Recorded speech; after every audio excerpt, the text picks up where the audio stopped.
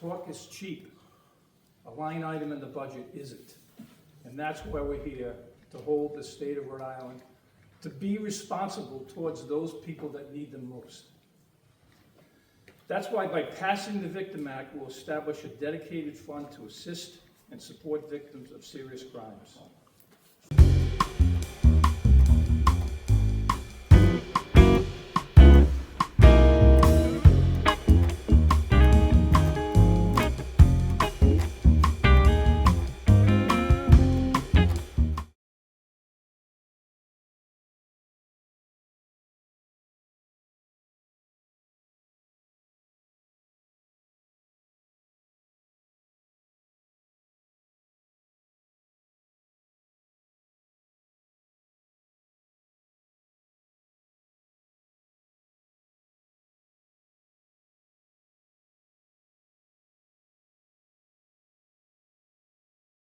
To make difficult decisions, having to limit shelter beds, reduce services, turn people away who are in desperate need.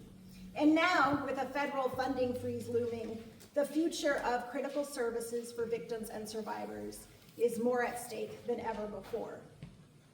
We know Rhode Island is an outlier. 36 other states in this country have stepped up to fill federal funding gaps. Rhode Island has not. Unlike our neighbors in Massachusetts and Connecticut, our state invests virtually nothing in a dedicated line item for victim services. This has to change. And this is why we are here together today, alongside 26 other victim services agencies, to say, Rhode Island, it's time to step up. Victim services are not optional. They are essential to keeping our communities safe, preventing further violence, and ensuring survivors have the resources they need to heal. More than 42,000 Rhode Islanders rely on organizations like ours every year. This doesn't even take into account the number of people who don't report crimes or seek help from agencies like ours. We cannot fail our community members. We are grateful to Representative Craven and Senator LaMountain for championing the V.I.C.T.I.M Act, which will finally make victim services a state funding priority. Before we hear from them, I want to take a moment to recognize other officials in the room, including Senator Apollonio, Valverde, Urso, and Representative Falala. And here to tell you a little more about the impact of victim services, it is my distinct pleasure to introduce the Executive Director of the Rhode Island Coalition Against Domestic Violence, Lucy Rios.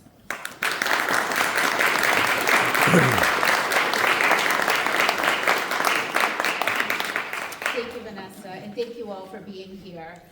Survivors in every community deserve help, but the life-saving services that every community in our state relies on are at risk of drastic cuts and even closure. Imagine, if you will, for a minute, that you are a victim of domestic violence. And after enduring years of abuse, you decide to pick up the phone and call your local domestic violence agency to help you develop a safety plan, or maybe attend a support group, or schedule counseling services for you and your children, or maybe even access emergency shelter if that's what you need. And as the phone's ringing, you are preparing yourself to ask for what it is that you need. But after the third ring, instead of being greeted by a friendly advocate, you hear a message that says, "I'm sorry, we're not available to take your call right now." Or imagine a loved one, a sibling, a parent, a coworker, a friend, a neighbor, who's the victim of a sexual assault. And they are in need of they want support in navigating the legal process and finding supportive services for themselves. So they drive to the sexual assault agency. And when they get there, there's a sign that says, "Sorry, we're closed." Imagine if you are the victim of a theft or robbery or gun violence or some other type of violent crime, and the police give you a list of resources to call to help you figure out what's your next step.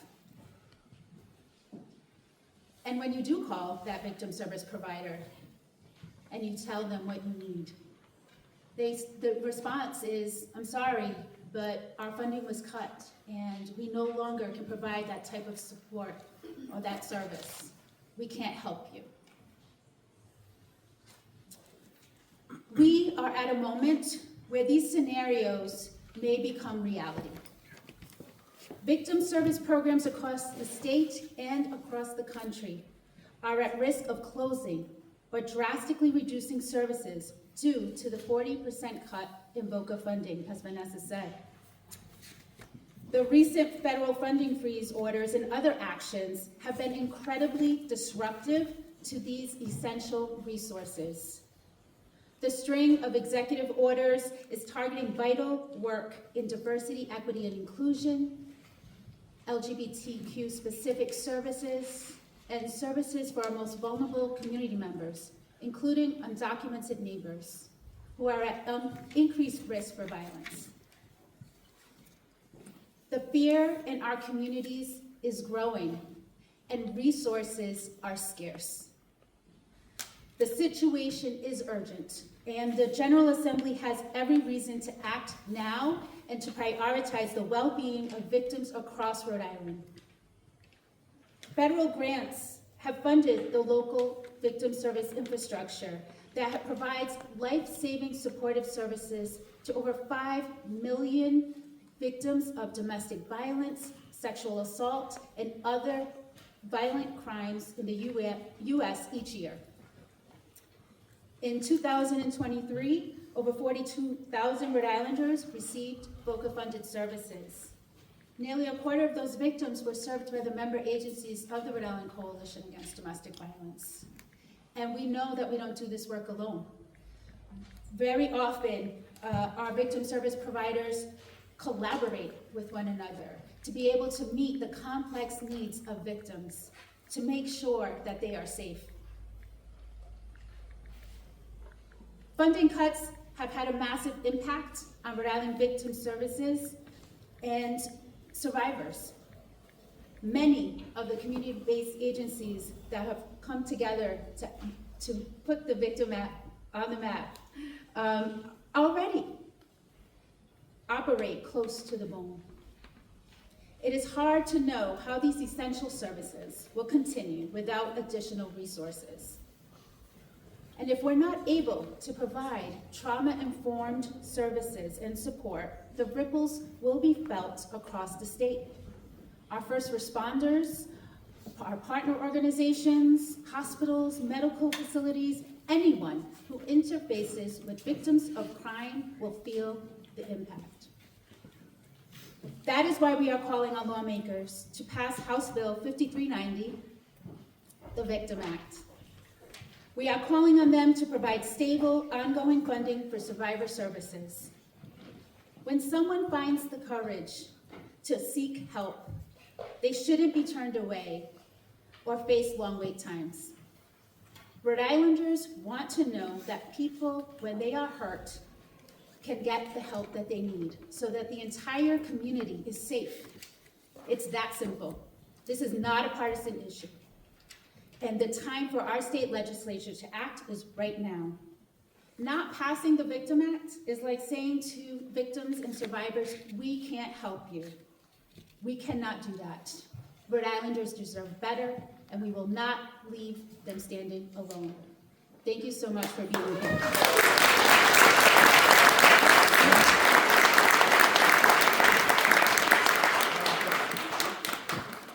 Thank you so much, Lucy. It's now my privilege to introduce Senator Matthew LaMountain, Chair of the Senate Judiciary Committee and a lead sponsor of the Victim Act. Senator, thank you for your leadership on this issue. Thank you.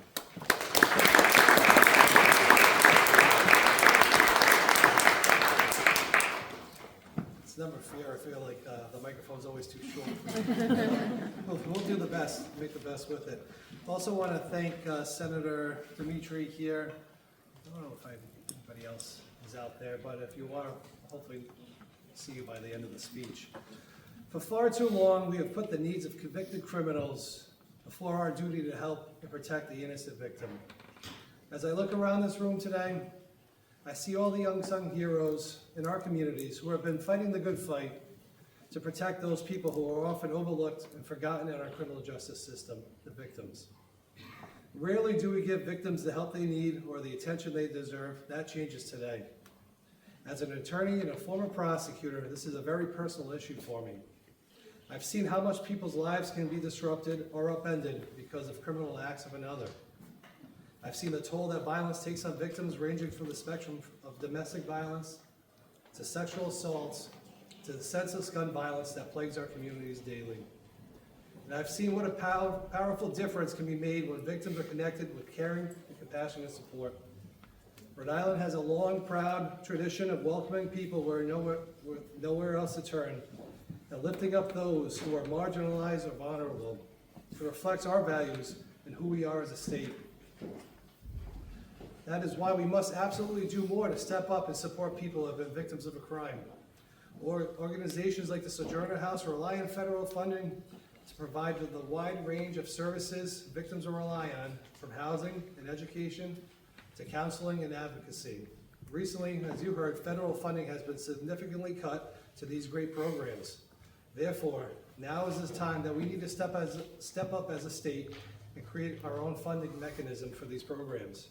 By allocating these funds, we are telling all Rhode Islanders, no matter who you are, that you matter, and we will have your back through your toughest times.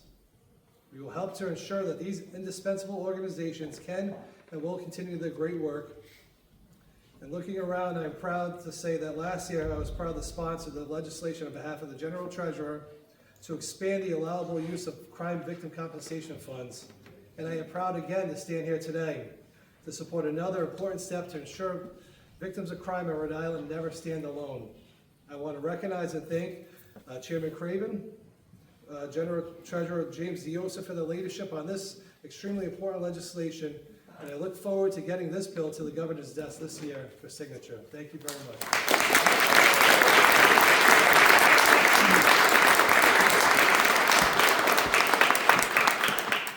Thank you so much, Senator. It's now my privilege to introduce Representative Bob Craven, who is the chair of the House Judiciary Committee and a lead sponsor of the victim. Thank you.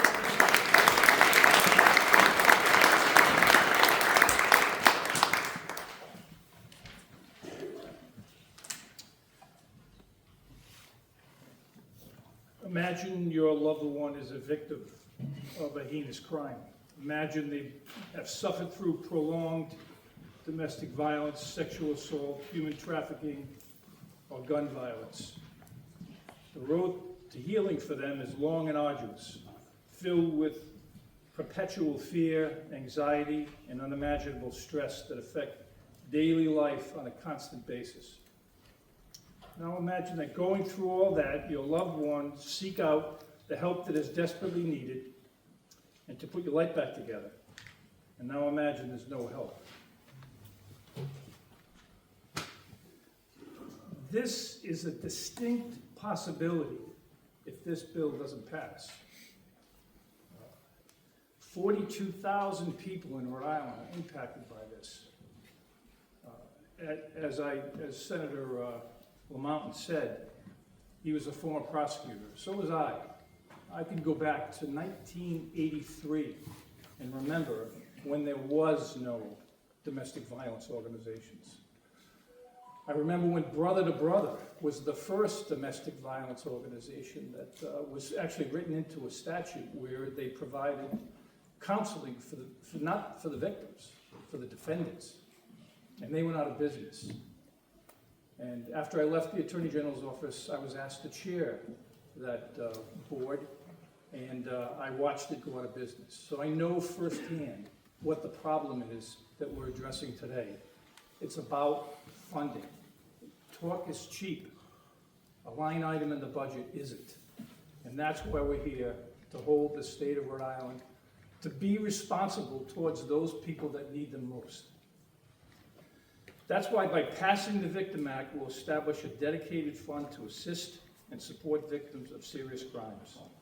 Funding for this victim service organizations has been consistently underfunded by both state and federal for decades, and without funding needs to operate, individuals who have had experienced devastated and life-altering crimes are left on their own without hope, support, or the ability to overcome the trauma dwelling within their souls. The work these organizations do is truly God's work. It is a mission that needs to be supported for the sake of the victims that they assist and help. With a 24/7 statewide victim of crime helpline, supporting victims at crime scenes and immediately after, helping victims with financial compensation, restraining order advocacies, emergency shelter, housing, counseling services, child advocacy services, assisting with pending court cases, assisting with civil legal services and more, and much more. All of these vital services are at risk without the dedicated funding this bill will provide. In other words, it's not going to be a one-time. It's going to be a line item in a budget from now until eternity.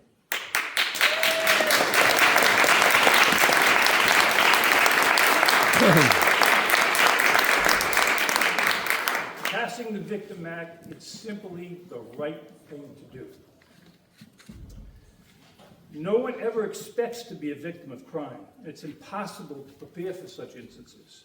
But if the worst were to happen, victim service organizations are there to assist and help with a wide variety of needs that arise after a crime occurs. And I can tell you, the most important time is when it happens, because that will take the victim's thought process and reaction to this and focus it on helping themselves, not saying it's my fault. So these organizations already help residents. Now it's our time to help them with this vital work. So please join me, as well as my counterpart in the Senate, Chairman LaMountain, and the General Treasurer, and let's pass this bill now. Thank you.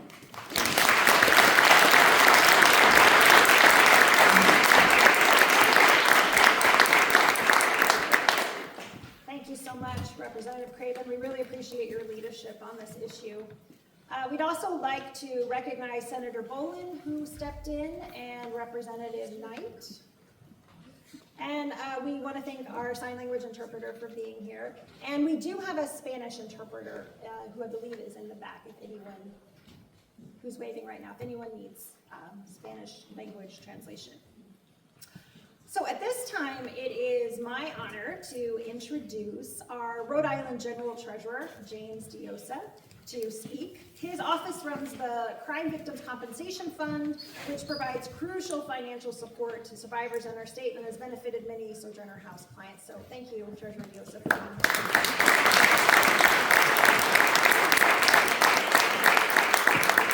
Well, thank you. Good afternoon. It's important that we're all here gathered behind an important issue like the one we're discussing today. But I truly, really, I know we've all done that, but I really want to make a strong emphasis in thanking and appreciating all the victim service organizations here today.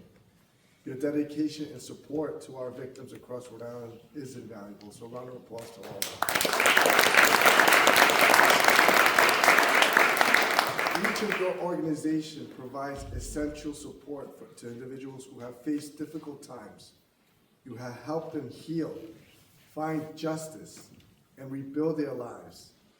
And not only this good work that you all do, but you are a partner to my office, and that I am forever thankful. As General Treasurer, I oversee the Crime Victim Compensation Program, which shares in that collective mission of support and compassion. In that capacity, I understand that your programs are more than just a helping hand. The services you provide foster a healthier, safer state and strengthen our communities as a whole. Now, it's important that the state supports you as well. For many years, the federal government has helped support our victim service organizations. And as you heard my colleagues, they're making these cuts at the federal level. This will undoubtedly hinder the state's ability to provide necessary support services. Without immediate action, victim services across the state will struggle to keep pace with the demand for services and further strain an already overextended system. And I want to recognize my friend Sid Wardell from the Rhode Police Chiefs Association. We know that they depend on the support and this extension of the team through these organizations. Without these organizations, their police work is going to become much more difficult. So Sid, big ups to you for being here with us today. Many don't realize how many people are actually impacted by crime in our state. Nearly half of Rhode Islanders have experienced domestic violence. These are our friends, neighbors, and perhaps our family members. It's time to make them a priority and make a real investment in our victim support system.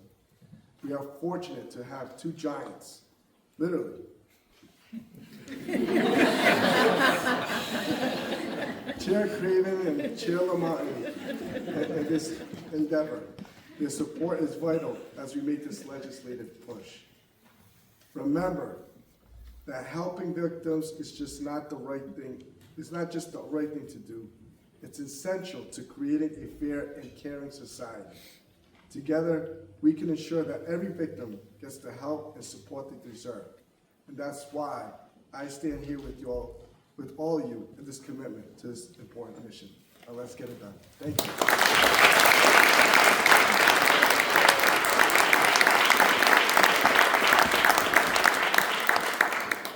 Thank you so much, Treasurer Diosa. It's now my great pleasure to introduce Savannah, a survivor of domestic violence and an advocate with SOAR, Sisters Overcoming Abusive Relationships. Savannah? Good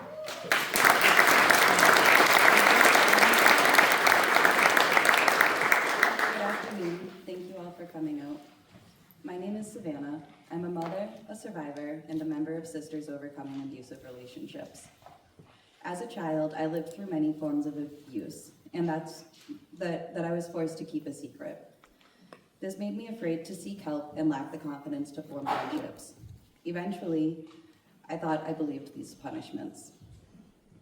As a young adult, I found myself pregnant and homeless, eventually living with my mom, though I didn't want to live through her abusive behaviors again. Soon, I began a new relationship.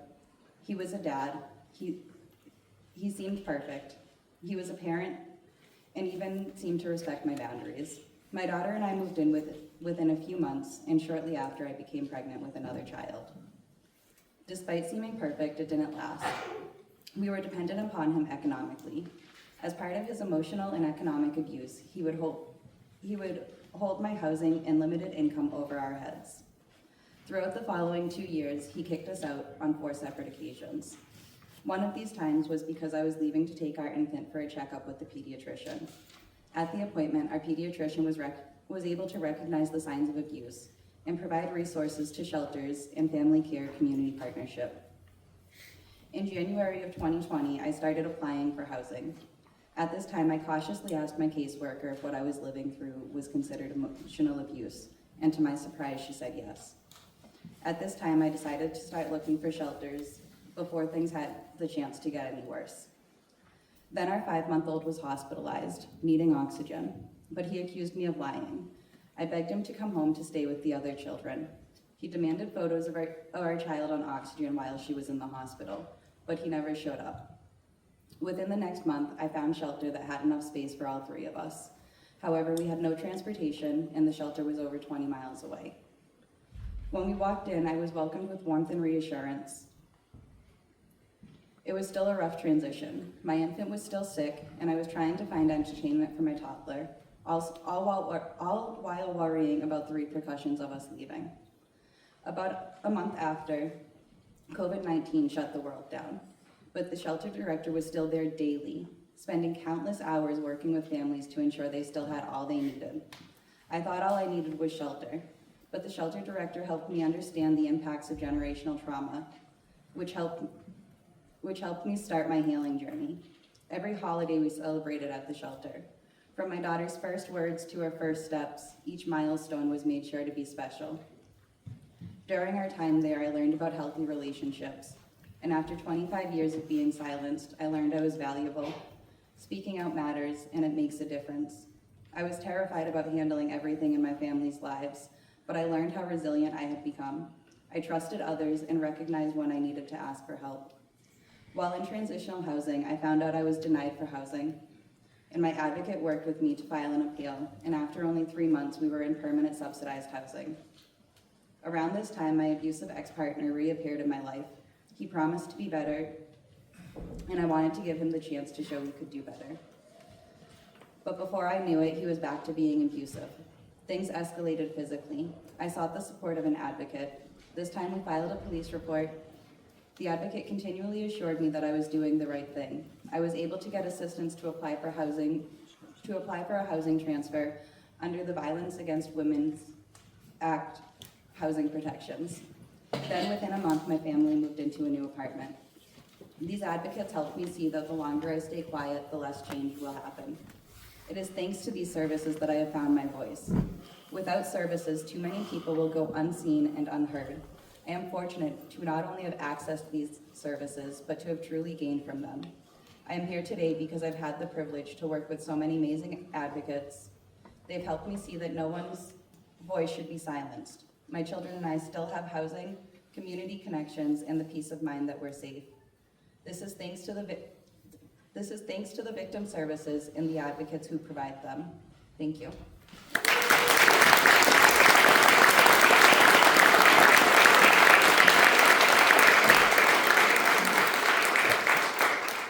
Thank you so much, Savannah, for sharing your story with us. It's not easy to share details like that, so thank you, and we're glad you were able to get the support that you and your children needed.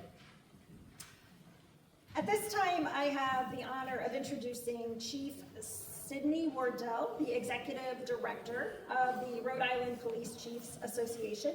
Chief Wardell has dedicated his career in public safety and advocating for initiatives like this one. Welcome, Chief.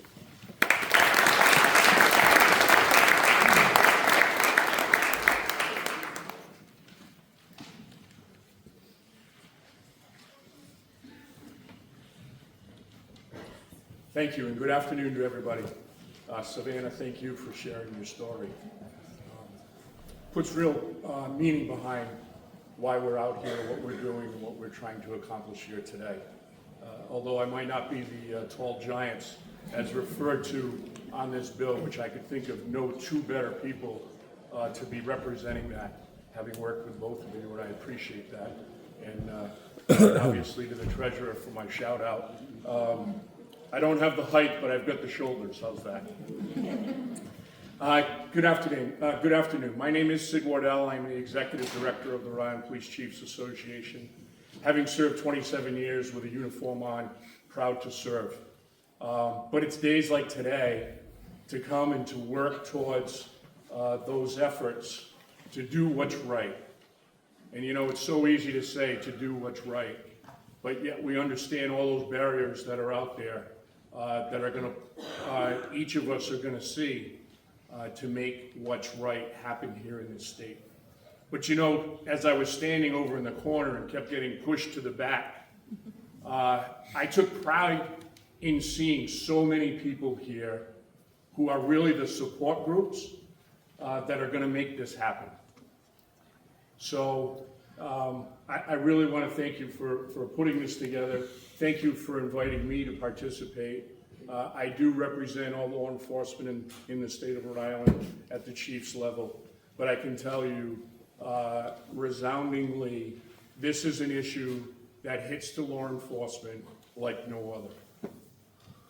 Law enforcement are the ones that are out there every single day having victims, seeing their lives, seeing them sometimes at their worst.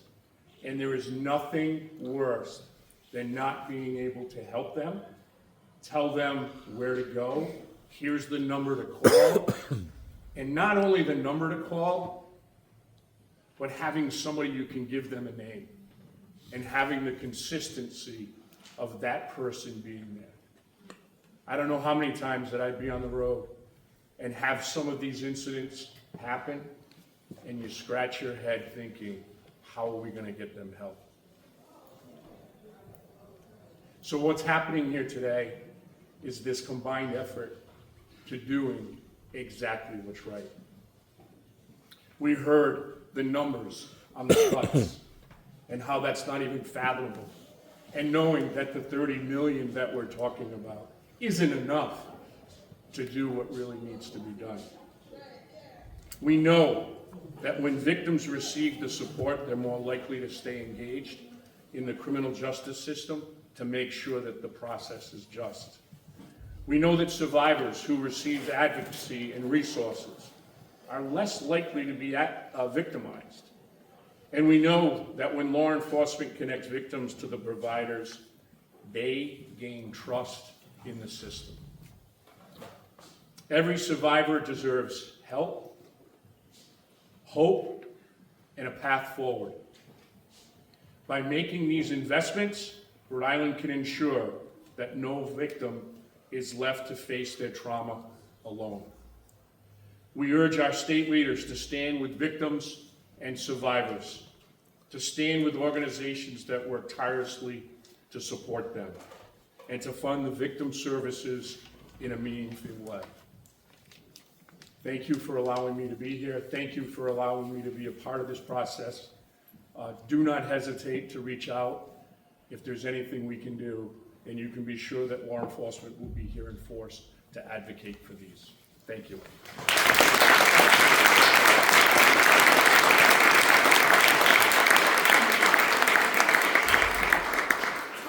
Thank you, Chief, for your support.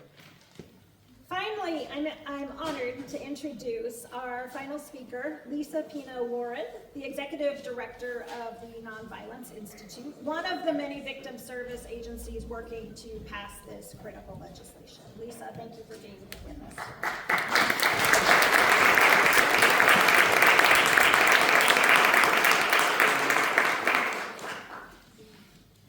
Thank you so much, Vanessa, and thank you for having me here.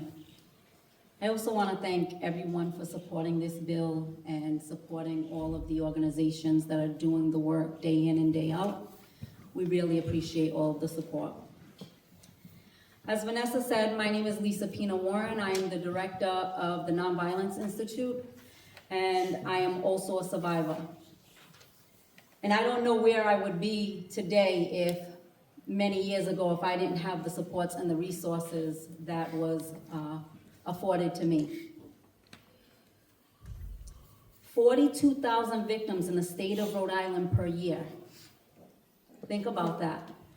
42,000 victims in the state of Rhode Island. And that's in 1 year. And that are those that we are able to document.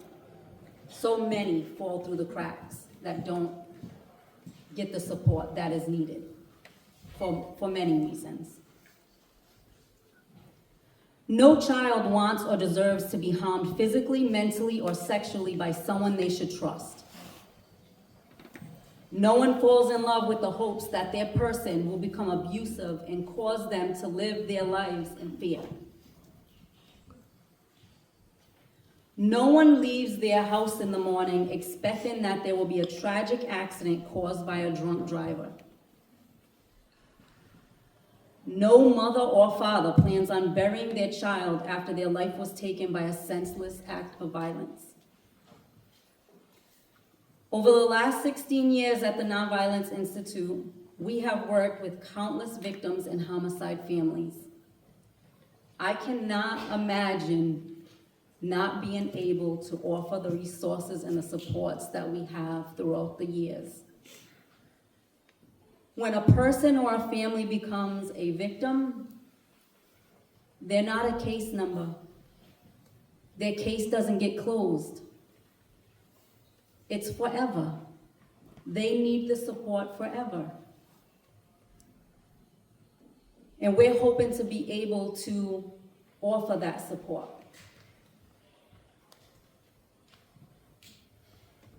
No one asks or wants to be a victim, and although we cannot stop every victimization The least we can do is put resources in place to ensure that all victims have the support that is needed.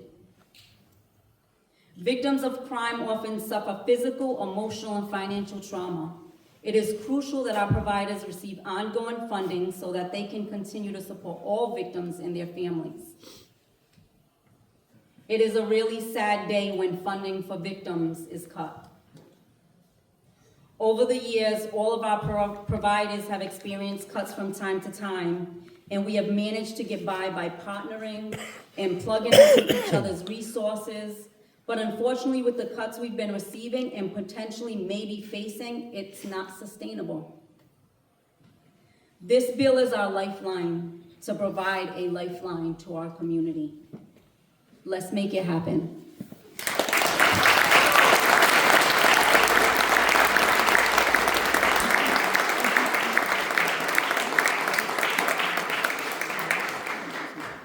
Thank you so much, Lisa. Thank you to all our speakers. Thank you to Senator Murray, who I think just stepped in the room. Thank you for all of you for being here today.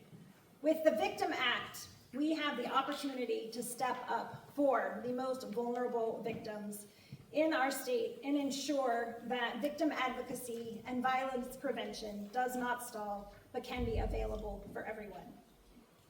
Let's be clear. We have our work cut out in front of us. Today is just the beginning. So what's next?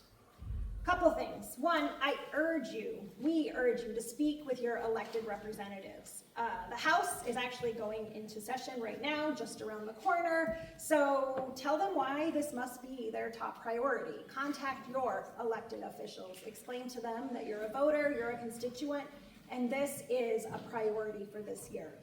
Pick up a fact sheet in the back of the room on your way out if you don't have one already. Share the information on social media, with your networks, with your colleagues, with your coworkers. Show up for committee hearings. We will hopefully have committee hearings later in the session. We want lawmakers to know that this investment is non-negotiable. Today is just the beginning. We have to keep the pressure on because survivors are counting on us. We know that Rhode Islanders deserve better, and together, united as a group, we can make sure that the final budget here in Rhode Island this session prioritizes victims and survivors like never before. Let's make it happen.